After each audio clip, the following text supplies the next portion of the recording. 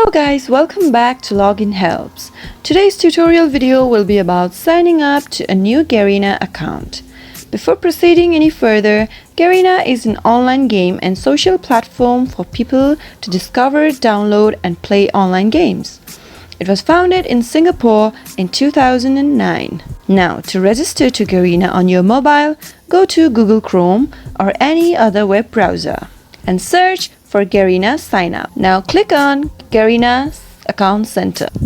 Here you can log in directly by providing your username, password, or to register to a new account, tap on Register a New Account. This is where you will register. Type in a username, password, type in your password, and write down your email ID. Choose your country and tap on Register Now. Now type in your mobile number. Choose the country code first and click to Get Code. You have been sent a verification code to the new number you've just entered. Type in the code and verify.